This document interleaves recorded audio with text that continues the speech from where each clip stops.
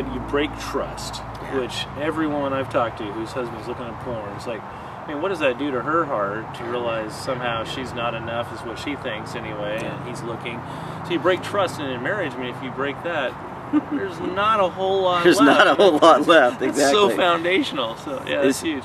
It's absolutely huge, and I think you would affirm, and perhaps maybe your wife would affirm this more so, but I think the way ladies are wired is that they are far more willing to give their hearts and to trust the guy fully. I mean, they, in some ways, I think, in fact, many women have expressed to me, they're like, how could I have been so dumb? How did I not see that? Right. And they look back over and they go, man, I was so naive, and I mean, I should have known. And yet, I think it's just the way that God has sort of wired women, and that is to fully give themselves over to their husbands, and without reservation.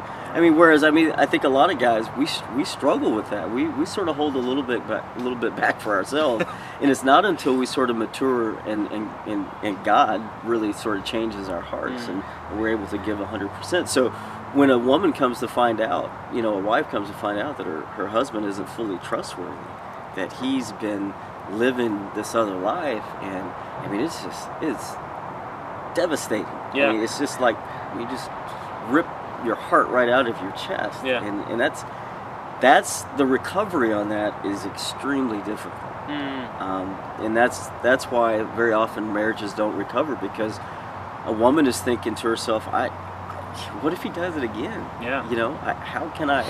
How can we rebuild trust? And a guy may be doing some things that he needs to do to get recovery, but he may relapse. Right.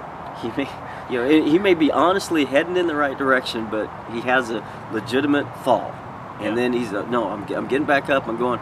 But the wife may not be able to handle that devastation. Right. Yeah, so. And it's interesting. Some authors that have done research say that every woman, every little girl, every woman asks herself the question, am I irresistible? Yeah.